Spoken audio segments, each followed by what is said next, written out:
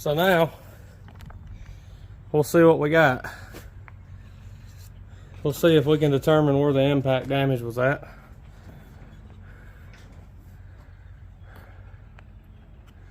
So I wanted to show you again. I did a very good video on this detailing everything a few years ago, so I'll put a link to that video in this video description. But basically what I wanted to show you was the process of cutting this roof off. Basically you take a buzz wheel around the edges and it's gone. You also have to melt out all your lead, grind out your fillers. The reason I ground down this far is this is a vinyl top car. I figured out now, see, I know exactly where to put all the studs back. So now all I gotta do is take a grinder. I'll clean up all this around the edges. We'll go from there. Looks like we had some pretty serious roof damage here. The whole structure had to be cut and welded back together.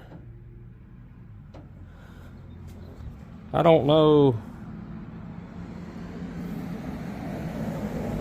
what their thought process was doing that. It almost looks like how did they get to this? They had to cut that from underneath. So interesting, very interesting. I will have to repair this because that is unsafe. If this car was involved in an accident, that could crush. So I'll have to weld that up. That'll be better than what it is now for sure. Let's take a look at this side.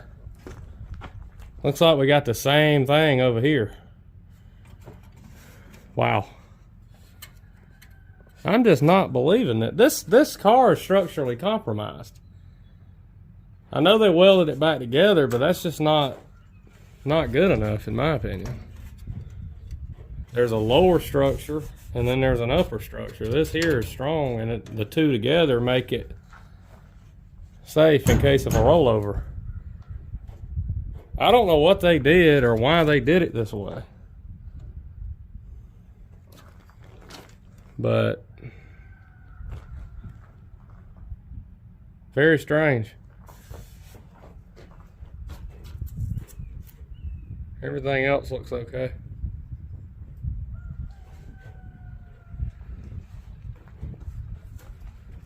So anyway, this is going to conclude the roof removal video on Jace's red 70 SS. So as always, thanks for watching. If you need restoration work done, contact information will be in the video description. As always, thanks for watching, and we'll see you next time.